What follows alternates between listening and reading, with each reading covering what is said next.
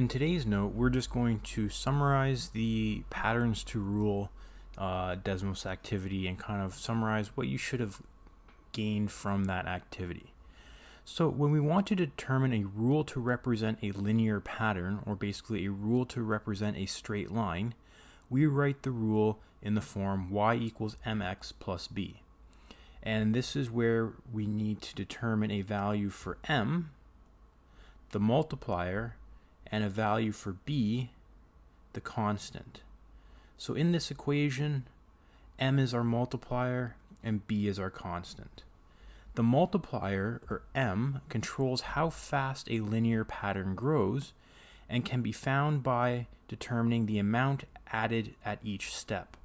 So if you remember kind of the patterns that we looked at and we saw the different steps, how much it grows by each step, or how much it increases by, that's the multiplier. So the larger the multiplier, the faster the pattern grows. The smaller the multiplier, the slower the pattern grows.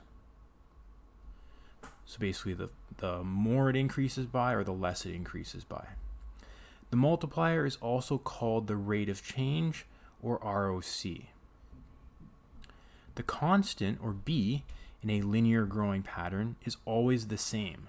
So the constant is a certain value that's always going to stay the same because it's just a constant, nothing is happening to it, we're not multiplying it or anything.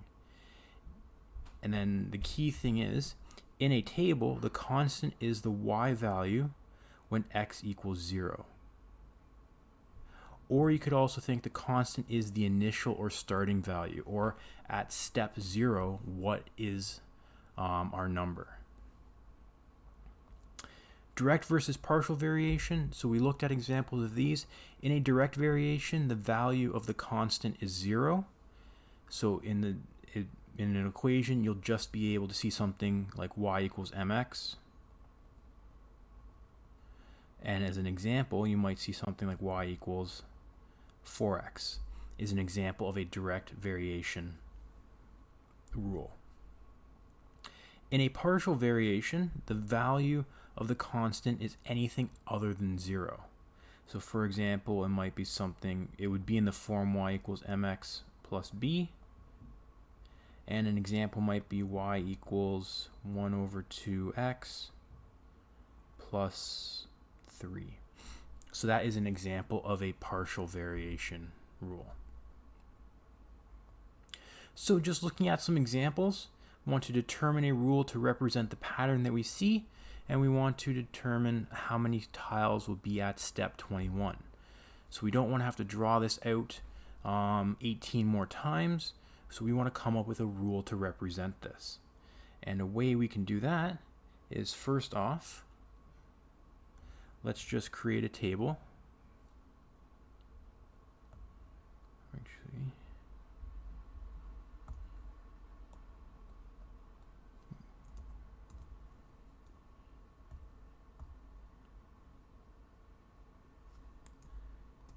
just going to create a table.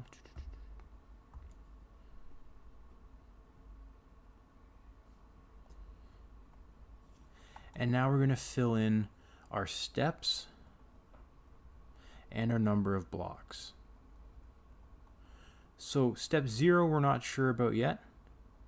Step 1 we can see, and if we count all the blocks, we should see that there are 7.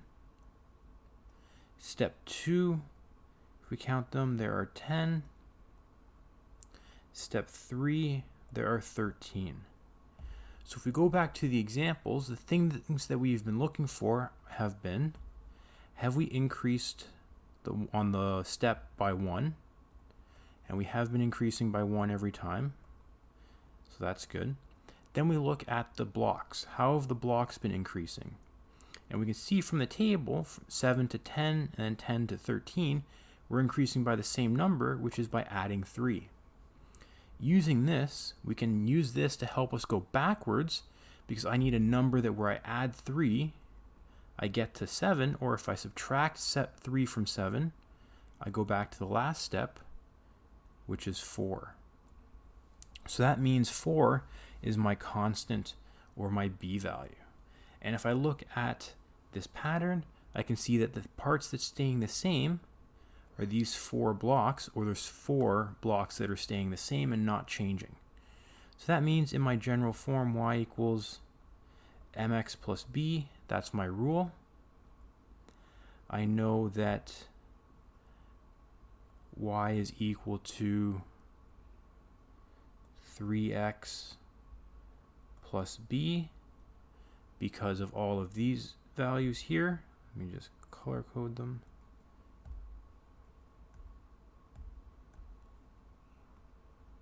So because of these values, this is what's telling me that the m is 3. Now I need to find my b value. The b value is at the step, or when x equals 0. And if I'm looking at my table, the first column is x, the second column is y. So at step 0, or when x equals 0, the number of blocks, or the y value, is 4. So that means my final equation, or my final rule, y equals 3x plus 4, because this b value comes from in the table. And this is my rule.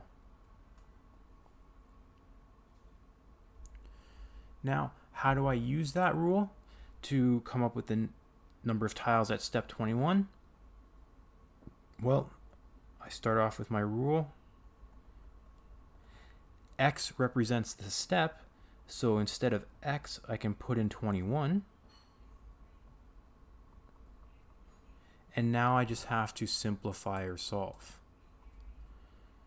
So y equals 63 plus 4, y equals 67. So at step 21, I get that y equals 67.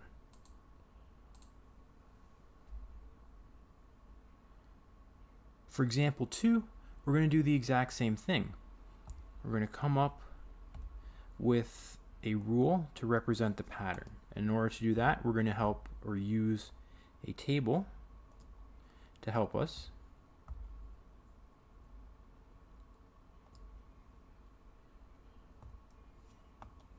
So we're still looking at the step number and the number of blocks. Step 0 we don't know yet. Step 1 we can count. Step 2 we can count. And step 3 we can also count. So by counting them, we should see that at step 1 we have 7. At step 2 we have 12. And at step 3 we have 17.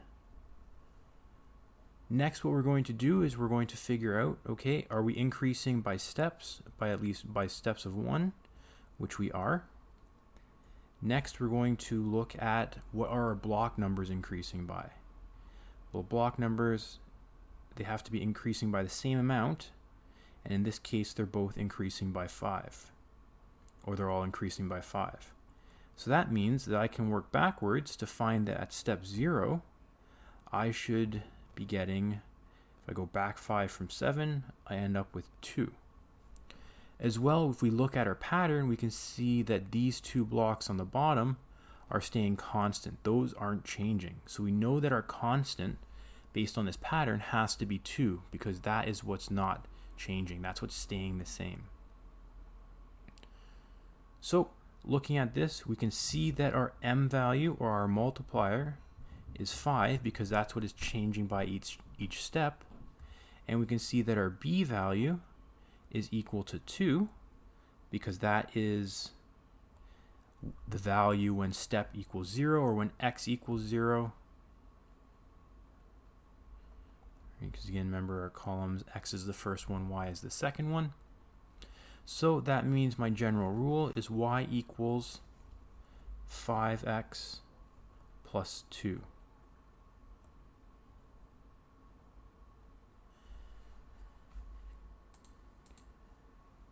So again, the main thing is just being able to recognize the pattern and then figure out what your constant is and what your multiplier is. Remember, the multiplier is what's going to be changing. each time. The constant is going to be at step 0, or what's staying the same each time. And then from there, you can plug it into the equation y equals mx plus b to get a rule for the pattern.